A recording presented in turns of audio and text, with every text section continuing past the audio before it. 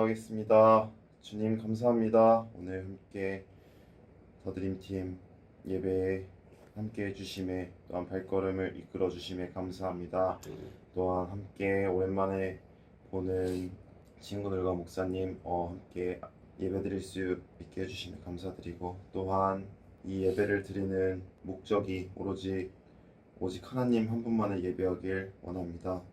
또한 그 이후에 있는 친교 시간과 또한 어떠한 시간이든 주님께서 함께 해주실 것을 믿사옵고 감사드리며 오로지 주님만을 찬양하고 예배드립니다. 예수님의 이름으로 기도드렸습니다. 아멘.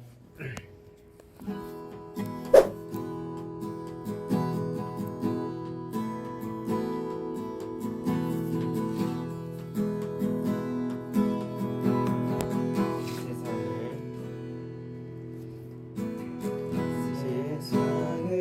살아가는 동안에 나의 힘을 의지할 수 없으니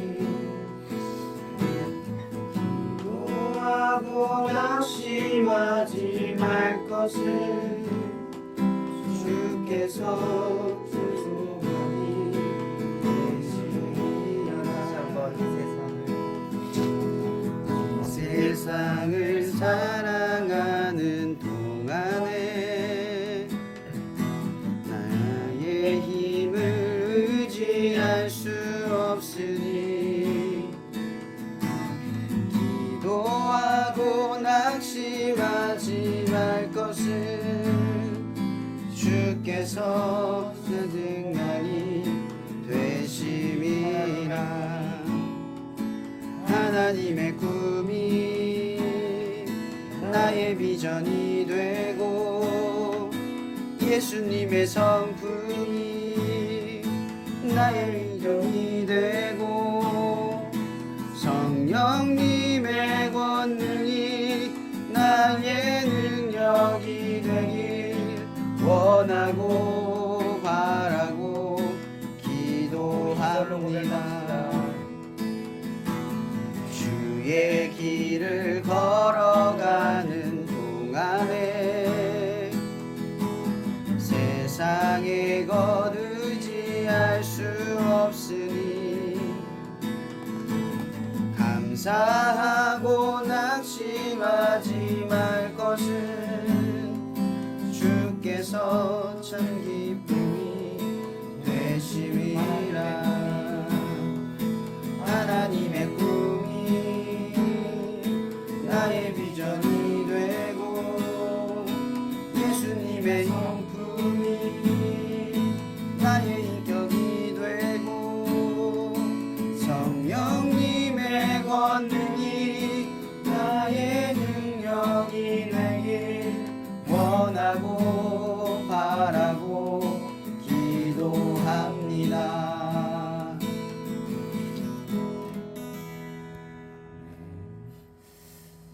박수 치면서 복음 들고 손을 찬양하셨습니다.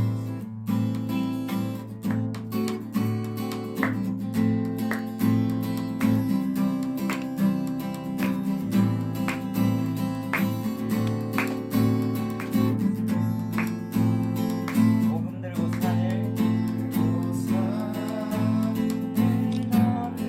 자들의 발길 아름답고도 아름답도다. 복음 전하며 평화 전하며 내 소식을 외치네. 주다스 니시네. 주다스 니시네. 주다스 리시네. 주다스 리시네.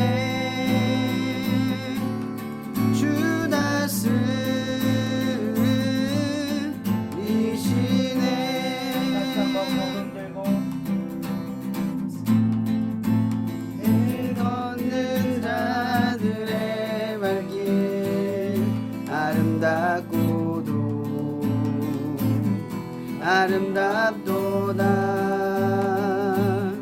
복음 전하며 복된 소식을 외치네. 주다스 리시네. 주다스 리시네.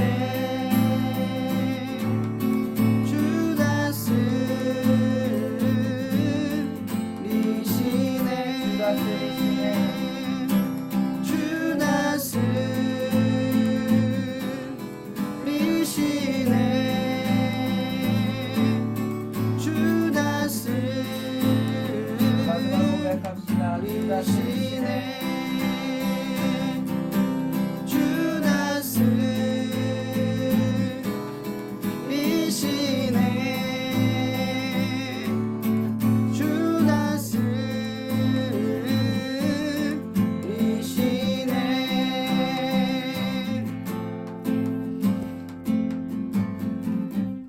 아멘. 아멘. 우리 마지막 찬양은 무제입니다. 제목이 없고요. 이렇게 찬양하겠습니다.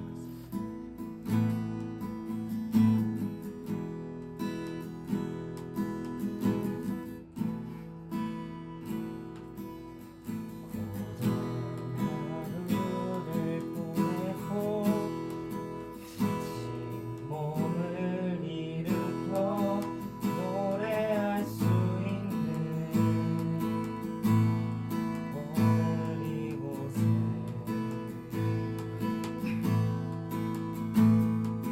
삶의 한가운데서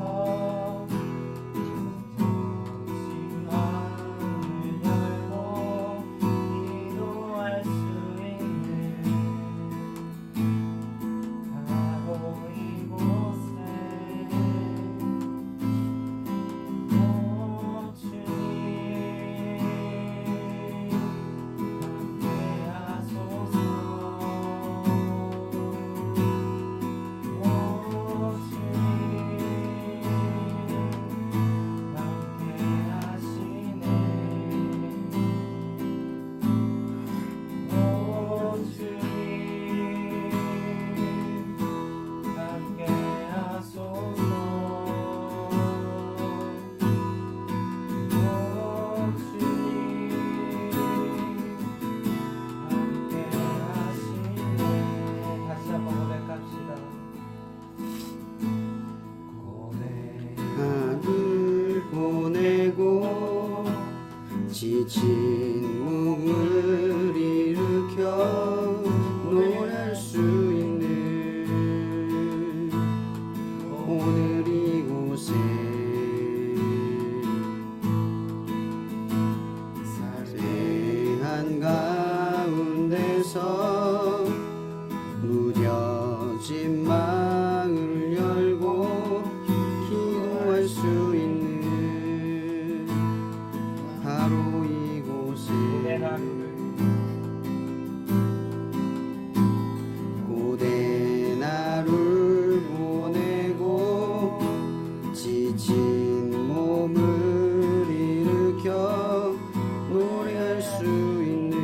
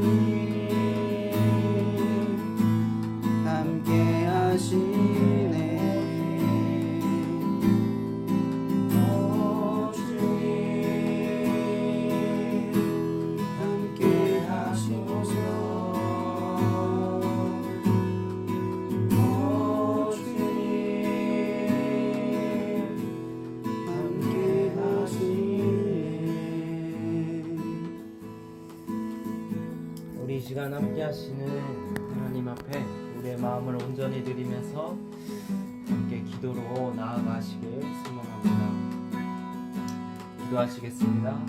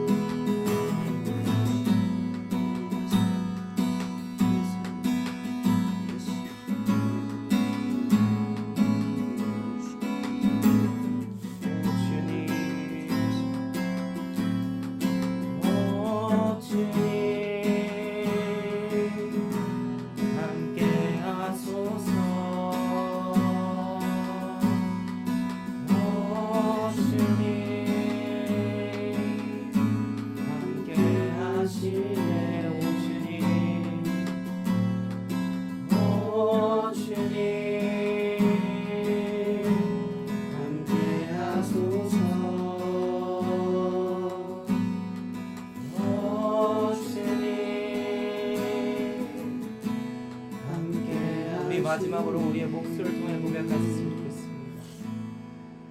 오 주님 함께 하소서.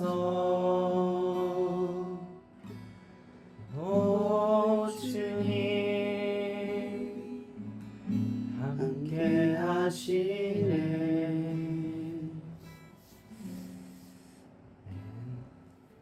네, 하나님, 이 시간 저희가 하나님의 그 이름으로 모였습니다.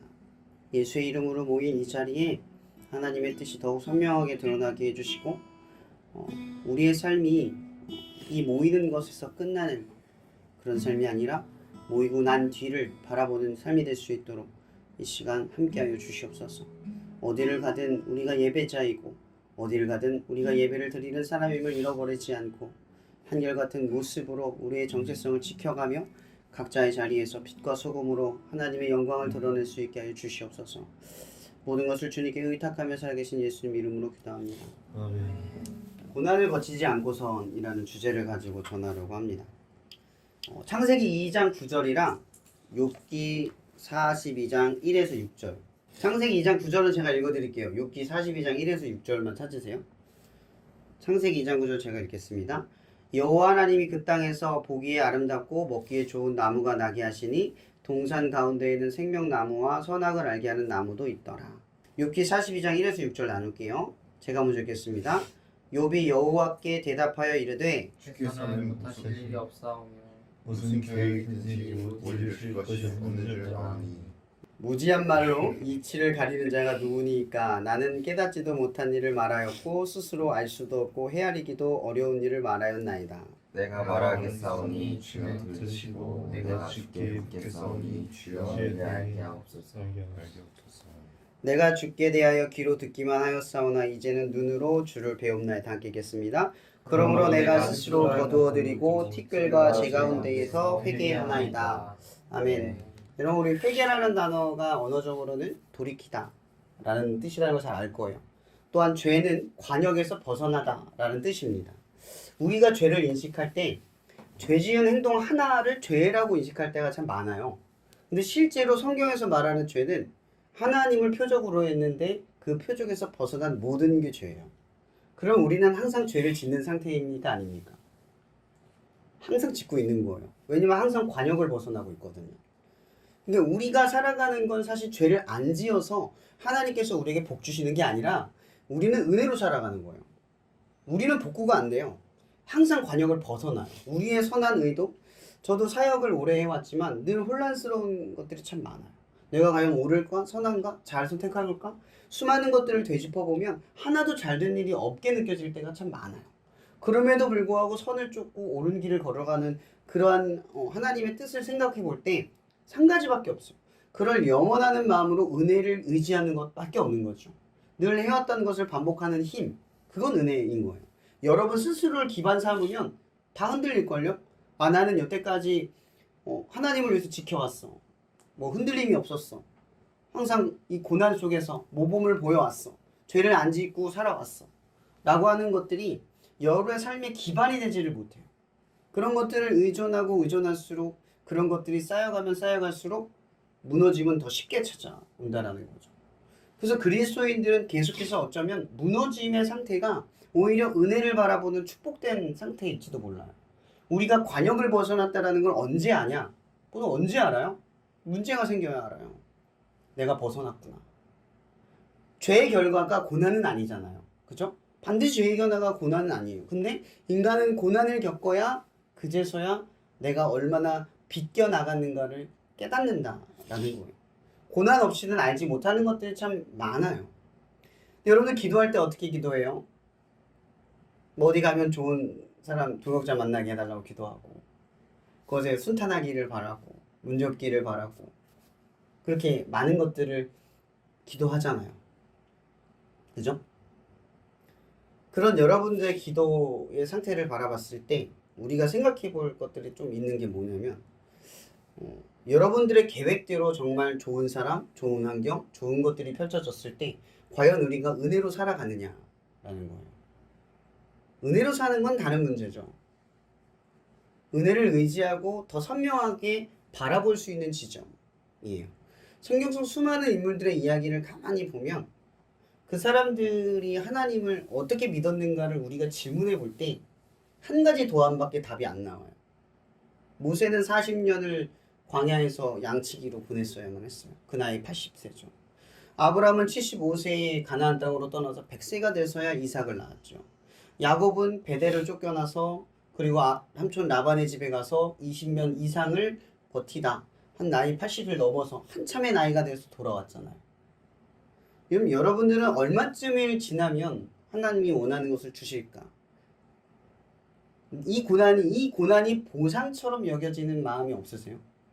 이 정도 했으면 좋은 일을 주시겠지. 이 정도 참았으면 하나님이 내게 축복을 해주시겠지.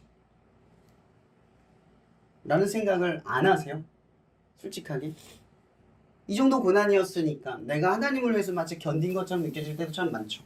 남들은 안 하는데 내가 하나님을 위해서 한 것처럼 그것이 보상 심리로 다가올 때가 참 많아요. 그럼 창세기 2장 9절 사실 이건 우리의 고난의 출발점이기도 하지만 첫 고난이에요. 선악을 알게 하는 나무의 열매를 아담과 하와가 바라봄으로써 뱀의 시험이 오죠. 이 사탄의 시험이 와요. 이거 하나님이 왜 먹지 말라고 했을까? 정말 그럴까? 라고 하는 반문을 주면서 그게 보암직도 하고 먹음직스럽다고 성경은 인용을 하지만 우리가 바라볼 지점이 뭐예요? 그 전의 단계는 흔들리고 고민되고 머리를 썼다는 거잖아요. 아담과 하와는 그 전에 이런 씨름을 한 적이 있어요? 고뇌를 겪은 적이 있어요? 없잖아요. 최초의 고난은 선악을 알게 하는 나무를 먹기 직전의 상태인 거예요. 그걸 먹고 난 뒤에 고난이 출발되어지는 거죠. 그전에는 고난이라는 게 없어요. 자, 그럼 이렇게 바라볼 수 있을 것 같아요. 오늘 욥의 이야기. 그럼 욥은 고대 근동지방, 그러니까 창세기 다음에 그 지쯤에 있는 이야기예요. 아브라함의 전세대 이야기예요, 사실은. 그리고 이 욥은 성경에서 어떤 나라, 어떤 민족, 유대 민족, 하나님이 선택한 사람이라고 설명도 안 해요.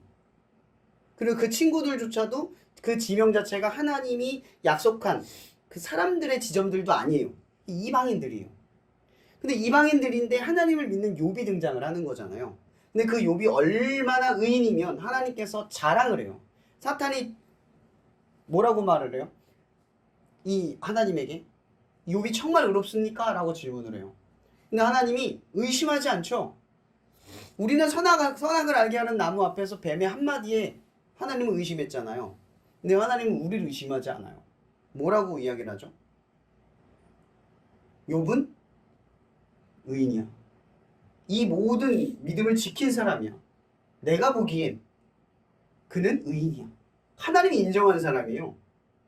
근데 사탄이 거기다 대고 이제 얘기를 하는 거죠. 하나님, 제가 흔들어 볼게요. 정말 의인인가? 제가 흔들어 볼게요. 지금 욥의 이야기에서 우리가 바라볼 지점, 사탄은 하나님의 종속적인 관계예요. 하나님의 명령 없이 움직이지 않는다는 거죠. 자, 그럼 이렇게 바라볼 수 있어요. 신종론 좀 어려운 이야기예요. 하나님은 선하는가? 여러분, 선하신 하나님이 누굴 만들었어요?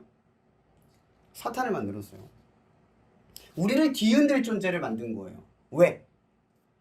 그럼 사탄은 악합니까? 선합니까?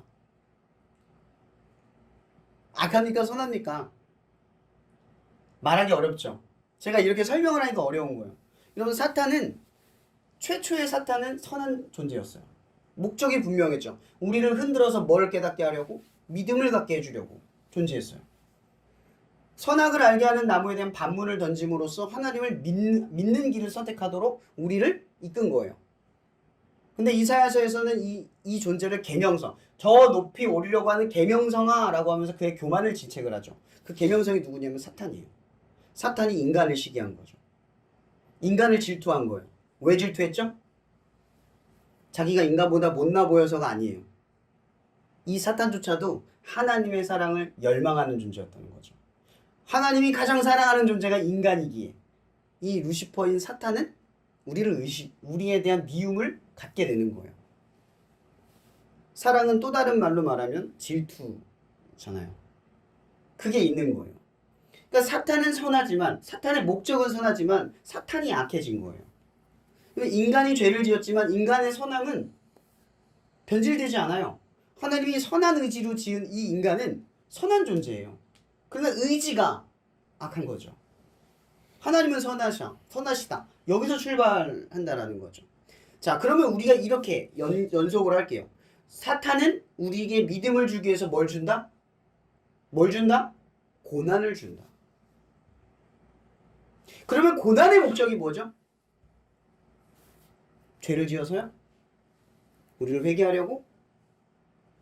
우리의 잘잘못을 깨닫게 하려고? 하나님이 인정하게 만들려고? 아니요. 고난의 목적은 하나님의 믿음을 증명하기 위한 기회라는 거죠.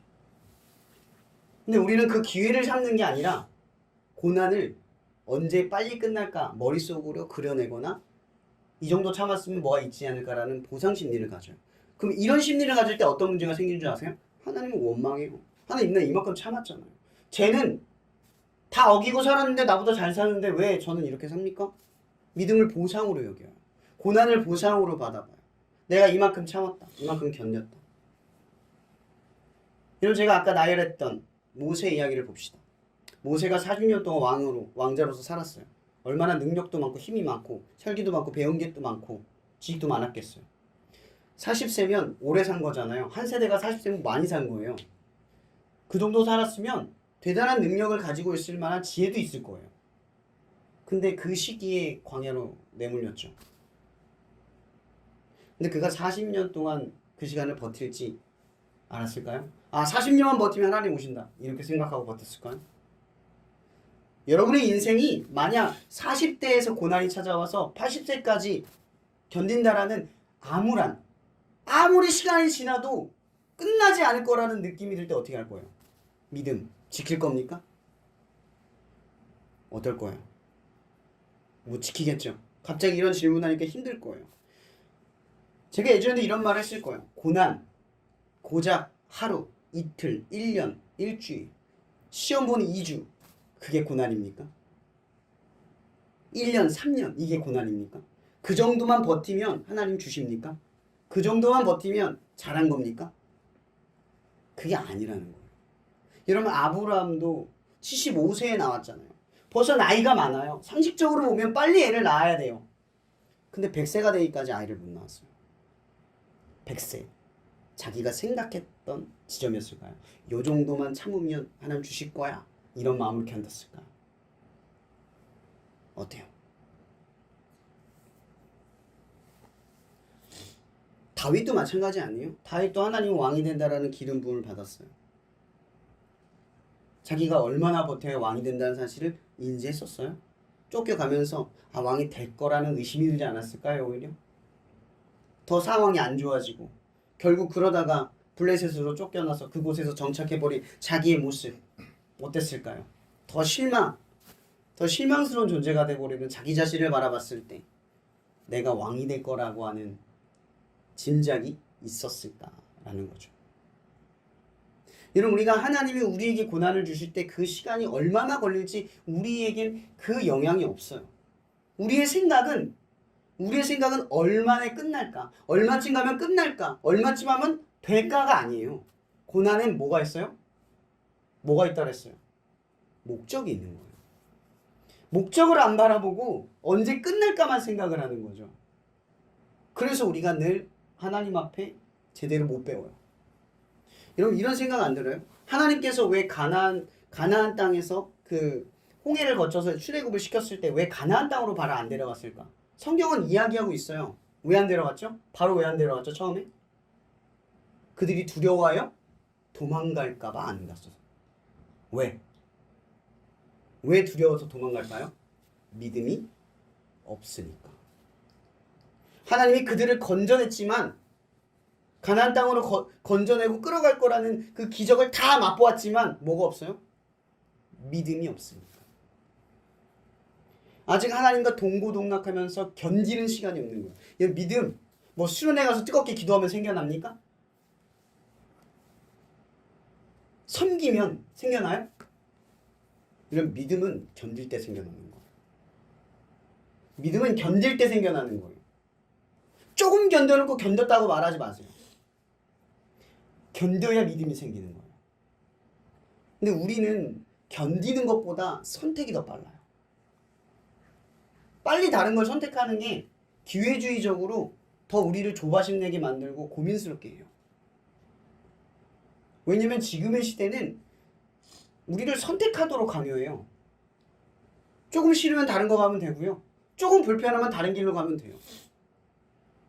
여러분, 제가 살면서 점점 느끼고 있는 게 뭔지 아세요? 바꾸는 건 습관이 되지만 버티는 건 힘이 돼요. 버티는 게 인생의 가장 큰 힘이 돼요. 근데 여러분들에게 힘이 있어요? 버티는 힘.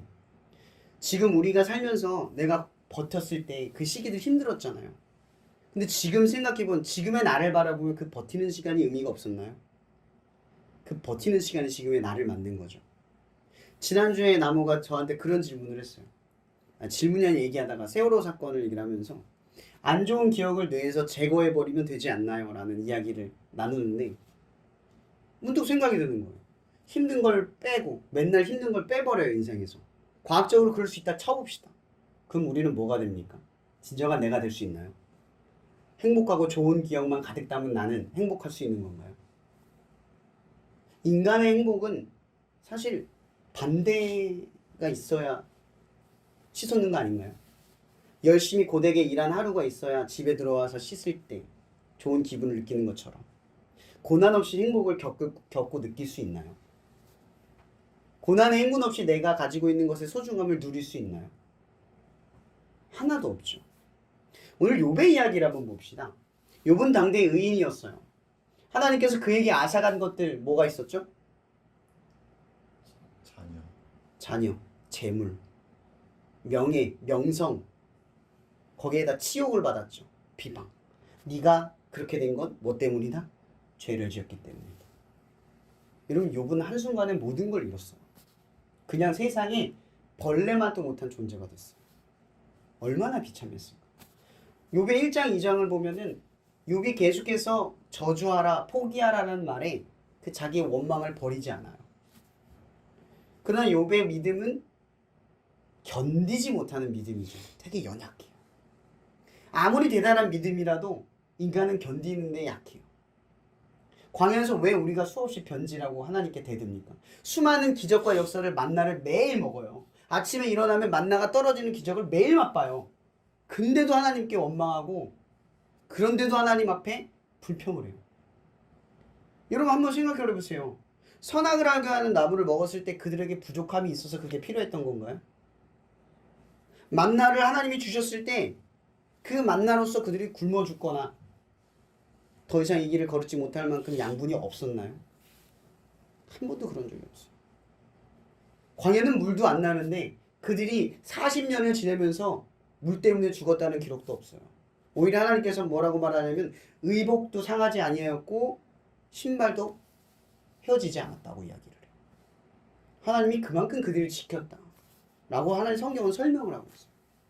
여러분, 고난이라고 하는 게 어때요? 여러분들의 삶에 하나님이 선명해지는 시간들이 되고 있어요. 제가 얼마 전에 예레미야의 말씀을 전하면서 그런 생각이 들어요. 예레미야 애가에 보면 16장에 이런 기록이 있어요. 내가 쑥과 담즙을 내 속에서 뱉어낼 만큼 힘듭니다. 이런 고백이 있어요.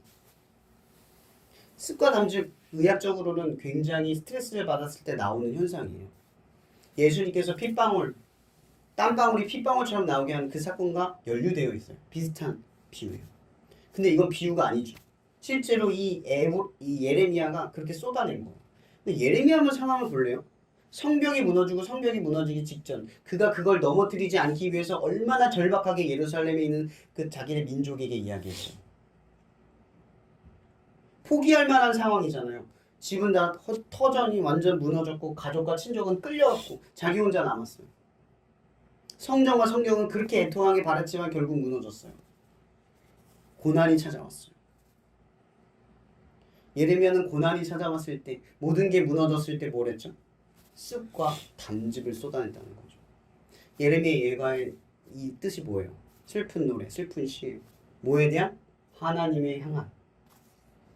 쑥과 담즙이 쏟아져 나와요. 고난에서. 근데 이 고난에서 이 예레미야가 뭐라고 고백을 하죠? 20장 21절에 20절 21절 유명한 구절.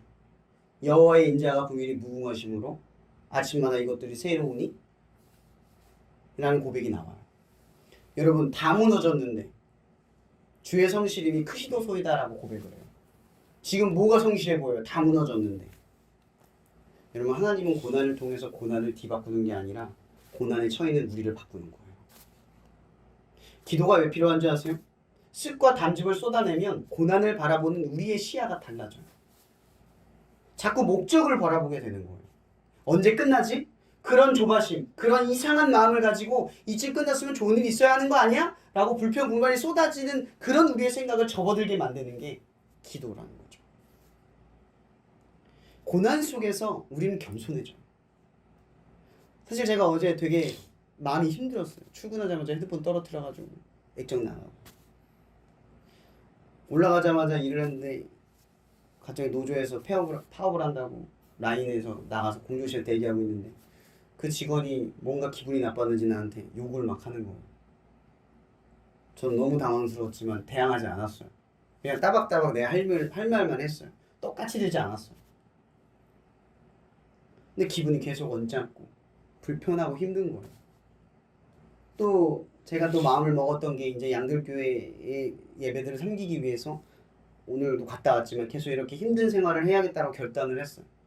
이제 살기 위해 가기보단 죽기로 가는 길을 가야 되겠다라는 마음을 더 먹으면서 그날 또 말씀을 준비를 하는데 말씀을 준비할 수 있는 마음이 안 생기는 거예요. 핸드폰은 나갔지, 책을 가지고 가지 못해서 뭐 묵상도 못하지. 정말 마음이 너무 심란한 거예요. 그렇게 주덕역에 도착해서 입석을 해서 갔는데 너무 그날 또 더워요. 땀을 진짜 비 오듯이 쏟으면서 갔어요. 그렇게 입석을 해서 서서 갔는데 너무 지치는 거예요. 그렇게 걸어서 가기 전에 기차에서 성경을 펴서 계속 보면서 힘든 상황 속에서 계속 성경을 봤어요. 묵상하려고 애썼어요. 정말 기가 막히게 한 20분, 10분 전에 하나님이 갑자기 이 말씀을 주시는 거예요. 너무 신기하게. 질문들을 막 쏟아내시는 거예요. 그 말씀을 준비했어요. 그래서 어제도 정말 뜨겁게 거기서도 예배 드리고 이 말씀 가지고 나누고 그렇게 시간을 보냈어요. 오늘 아침에도 너무 고단한 거예요. 한 번도 안 했던 걸 하려고 하다 보니까 오늘 너무 피곤해서 잠깐 깜빡 잤는데 충격에 내려버린 거예요. 정말 머리가 막막했어요. 하루가 일정이 다 꼬여버린 거예요. 지금도 제가 씻고 나왔지만 이 짧은 시간에 이렇게 정말 나온 것도 너무 기적적이에요. 이 고난이 다 회상이 되는 거예요. 계속 이 고난이 계속 연속이 되잖아요. 무슨 생각을 해요? 아, 힘들다. 왜 나한테 자꾸 이런 일이 벌어지지? 아, 빨리 끝나고 쉬고 싶다. 이런 생각이 들어 차잖아요. 근데 계속해서 저한테 드는 생각은 그거예요. 내가 사역자이기도 하지만 내가 해야 되는 일에 어제는 그게 제일 힘들었어요. 말씀을 전해야 되는데 전하는 제 상태가 마음이 힘들고 막 여러 가지가 겹치니까 너무 복잡한 거예요. 내가 이 강단을 서는 게 맞나? 맞나? 라는 생각을 계속 질문을 던졌던 것 같아요. 그렇게 말씀을 전하면서 은혜를 철저하게 의지하면서 말씀을 전하고 난 뒤에 그렇게 뜨겁게 기도하고 난 뒤에 좀 되게 커다란 회복이 있었어요. 오늘 아침에도 오면서도 계속 이런저런 일이 있었지만 고난에 불평하려고 할 때마다 계속 하나님을 떠올리면서 왜 이런 일이 벌어질까 계속 생각을 했어요. 이건 고난이 아니라 훈련이다. 그런 묵상들을 계속 하게 됐어요. 여러분의 일상도 마찬가지잖아요. 여러 가지 고난이 선명하게 나올 때도 있고 묵묵하게 그 시간을 버텨야 하기에 드러나진 않지만 힘든 것들도 있을 거예요. 여러분 그리스도인들이라면 명백하게 우리가 알아야 될 건 고난은 우리에게 믿음을 증명할 수 있는 특별한 기회라는 거예요. 이걸 놓치면 우리에게 뭐가 없냐? 버티는 힘이 없어요. 이런 믿음이 뭐예요? 버티는 거 아닌가요? 삶의 어떠한 여건 속에서도 힘을 길러내는 거예요. 믿음은 가난히 우리에게 난 이제 예수님 믿어 라고 하면 그때 시작이 되는 게 아니라 믿음을 버티는 힘을 조금씩 키워갈 때 언젠간 우리에게 그 역량의 기회가 찾아와요. 믿음을 지킬 만한 어떠한 때가 찾아와요. 여러분 아브라함에게 이삭을 주실 때 시험의 때들이 찾아와요. 여러분 거기서 보면 아브라함을 시험한다라고 성경은 설명하고 있죠. 거기서 말하는 시험 많이 들어봤을 거예요. 그건 아브라함의 시험을 당락을 결정하는 테스트가 아니에요. 믿음을 증명하기 위한 시험인 거죠. 하나님의 때인 거예요. 정확하게 아브라함의 믿음이 증명될 수 있는 시기에 아브라함의 믿음을 증명해내게 만드신 거예요. 여러분 생각을 해보세요. 아브라함의 믿음은 순식간에 그 순간에 기질을 발휘해서 나온 믿음이 아니잖아요. 그죠? 내 상식을 뛰어넘은 버팀에서 만들어낸 힘이었어요. 그 힘이 있었으니까 이삭을 다시 드릴 수 있었던 거예요. 왜? 생명의 주권이 하나님에게 있는 걸 25년 동안 배웠으니까. 고난을 빨리 끝내는 것보다 중요한 게 뭔지를 배웠으니까. 왜? 고난 속에서 하나님을 배웠으니까. 오늘 욥의 이야기로 말씀을 결론낼게요. 오늘 욥은 지금 42절에 결론이 나는 거예요. 욥이 이 모든 것들을 거치고 나서야 누가 등장을 하죠? 하나님이 폭풍우 속에서 등장을 해요. 그리고 이야기를 하죠. 네가 세상을 지을 때 있었냐? 리워야다를 만들 때 있었냐? 베헤못을 네가 제어할 수 있느냐? 그렇게 이야기를 해요. 그러자 오늘 본문에 뭐라고 말하죠, 욥이? 나는 입이 비쳐나요 말할 수 없습니다. 하나님의 섭리에 하나도 대답할 수 없습니다. 내 고난은 하나님의 크신 섭리에 대항할 수 없습니다. 나는 이 고난에서 목적을 발견할 지혜도 이 고난에서 버텨낼 힘도 없습니다라고 인정을 하는 거예요. 여러분 제가 이런 얘기를 했지만 여러분 목적을 탐구한다고 고난의 목적이 이해가 되나요? 잘 안 돼요. 우리가 마치 어떤 그리스도인들에게 어떤 힘든 일이 생겼을 때 고난이 하나의 목적이 있어 라고 하면 그 사람이 그걸 달갑게 받아들이나요? 싸우죠. 네가 뭘 알아. 고난이 생길 때는 어떻게 해요? 누구 친구에게 고난이 생길 때 그냥 옆에 있어주잖아요. 하나님께서도 여러분의 삶에 고난이 있을 때 이래라 저래라 하지 않아요. 그냥 옆에 계세요. 찾기를 바라신다는 거죠. 여러분 고난을 통해서도 하나님을 안 찾는 사람이 일상에서 찾지 않아요. 지금이 여러분들이 어쩌면 찾아야 할 시간인 거예요. 지금을 찾아야 꺼내실 수 있는 거예요. 믿음은 갑자기 생겨나는 게 아니라 버티고 버티는 시간들이 모여서 믿음이 되어가는 거예요. 근데 우리는 어때요? 믿음도 소비적이에요. 선택. 교회도 선택한다고 하잖아요. 목사님 설교를 운운해요. 이런 목사님 설교가 좋은 게 교회의 핵심인가요? 교회의 분위기가 좋은 게 교회의 핵심인가요?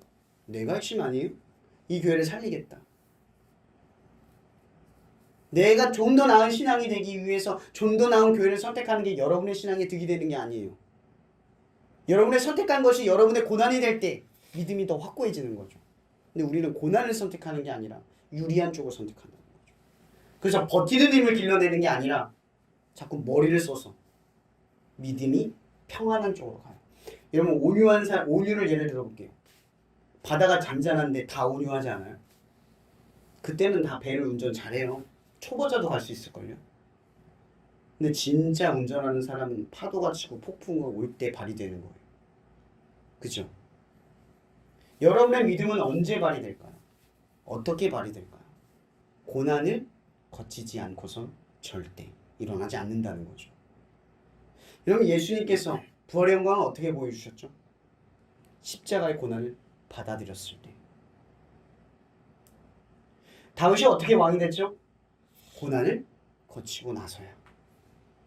모세가 어떻게 이스라엘을 끌어냈죠? 수많은 고난을 거쳐서야. 여러분, 우리는 믿음을 너무나 유토피아적으로 바라봐요. 힘드세요? 네, 힘들죠. 저도 위로해주고 싶은 말을 하고 싶어요. 그러나 F 괜찮아, 할 수 있어, 이런 말은 큰 위로가 되지 않아요. 우리에게 중요한 건 T 같은 하나님의 말씀이죠. 우리의 폐부를 찌르고 우리를 일으켜 세우고 습과 담즙으로 쏟아내게 만드는 그 상황 속에서 하나님 붙드는 그거. 그게 우리를 하나님 앞에 선명하게 만들어내는 겁니다. 여러분들의 시간을 의미 없이 보내지 않기를 바라요. 여러분, 욥은 오늘 나의 비천한 입을 가리면서 고백해요. 오늘 말씀에 보면 6절에 이런 말을 하죠. 그러고 내가 스스로 거두어들이고 티끌과 제 가운데에서 회개하나이다. 드디어 돌이켜요. 뭐가 있어서 돌이켰죠? 고난이 있어서 돌이켰어요. 고난에 감사할 수는 없겠지만 하나님의 목적을 안다면 고난에 감사할 수 있어요. 왜 내 삶만 이럴까? 왜 나만 이럴까? 아니요. 그런 삶이라서 하나님이 더 선명해지고 하나님이 더 분명해질 수 있는 거예요. 어쩌면 반대로 말하면 고난 없이 순탄하게 살아가는 인생은 불쌍한 거예요. 그런 인생은 하나님께 버티는 힘이 없어요. 여러분들에게 가장 지금 길러야 할 힘이 뭘까요? 버티는 거예요. 버텨내세요. 그 힘을 길러내세요. 그래서 흔들리지 않는 그 믿음을 꺼냈을 수 있을 때까지 잘 버텨내기를 바랍니다. 그리고 마지막으로 얘기하지만 버티는 것에서 습과 담즙을 쏟아내세요. 힘들 때 의지로 견뎌내지 마세요. 문제를 노력으로 극복하려고 하지 마세요. 기도하세요. 하나님이 해결하는 걸 겪으세요. 하나님밖에 할 수 없는 걸 보세요. 그래야 믿음이 됩니다. 고난 속에서 자신의 영화를 이루지 마세요. 하나님의 영화를 드러낼 수 있는 삶이 되기를 바랍니다. 여러분, 이 말씀 기억하세요. 고난을 겪지 않고선 하나님의 영광은 없습니다. 우리에겐 믿음은 없어요. 반드시 고난을 피해가지 말고 고난을 뚫어내기 바랍니다. 뚫어내기 위해 기도하길 바랍니다. 그래서 그 버텨낸 힘으로 믿음을 꺼내 쓰시기를 주님의 이름으로 축복합니다. 기도하고 마실게요. 사랑해 주님 감사합니다. 우리는 항상 좋은 일 속에 수많은 고난을 묻어두고 살아갑니다. 우리는 남들과 나를 비교하며 나의 힘든 삶을 원망할 때도 있습니다. 내가 믿음을 지키려다가 믿음을 지키지 않는 자들이 나보다 앞서가는 것을 보며 하나님, 나는 언제까지 참아야 합니까? 라고 원망할 때도 있습니다. 그러나 주님, 우리에게 더 중요한 것을 깨우쳐 주시옵소서. 이 고난 속에서 하나님의 목적을 쫓아갈 수 있게 도와주시옵소서. 언젠간 하나님께서 우리의 믿음을 들어 증명하려고 하실 때 그 믿음을 꺼내실 수 있도록 오늘을 버티는 힘을 날마다 부어 주시옵소서. 당신의 만나를 갈망하게 하시고 지치고 힘든 고난 앞에서 습과 담즙을 쏟아내며 우리의 의지와 노력만으로 버텨낸 시간이 아니라 하나님이 아니면 안 되는 시간들로 우리를 채워가 주시옵소서. 내 힘으로 할 수 있어도 하나님께 기도하고 내 노력으로 이룰 수 있어도 하나님께 기도할 수 있게 하여 주시옵소서. 그래서 고난이 의미 없이 지나가지 않길 원합니다. 전도서의 지혜처럼 너희가 공고한 날이 지나기 전에 너희 창조주 하나님을 기억하라. 날마다 이 하나님을 기억하며 욥이 오늘 하나님께 돌아가는 이 고난을 겪어 하나님을 분명하게 인지하고 돌아갈 수 있는 그 믿음의 단단함이 주어진 것처럼 우리에게도 삶에 복이 왔을 때, 내가 정말 갈망하는 것이 하나님께로부터 주어졌을 때 그것에 끌려가는 사람이 아니라 그때에도 버텨내며 아무리 좋아도 하나님을 놓지 않는 인생이 되도록 이 시간 속에서 우리를 만들어가여 주시옵소서.